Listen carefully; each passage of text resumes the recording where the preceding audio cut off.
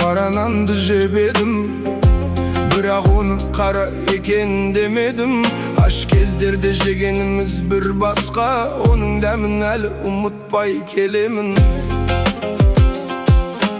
Түрмеде неше түрлі бар адам, қорегіміз бидай, ботқа, қара нан. Тойып жесек арманымыз болмайды, сол арманға жетпей жүрміз қалаған. Шай дегеннің қара су жоқ шарай, аш болсаң да өз-өзіңді тоқсана. Қажымағын, қайғырмағын, сыр бермей жыламағын, мейлі ұрып соқса да. Қиналамын бұл алланың ізіне, түбіне мен жете алмаймын түсіне. Осы жерде аман есен жүргенім деп ойлаймын, қара нанның күші де. Жалған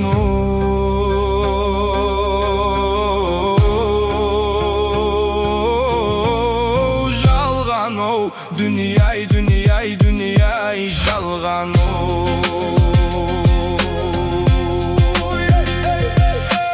Ел ағасы болғандай, елге тәртіп қылғандай, басына қырау шалғанда, көретін күнім бұл медау, мынау дүние жалғанда.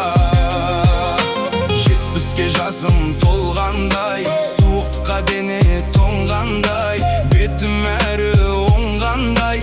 Түрмеде жалғыз отырмын, бұдан артық сор бар ма?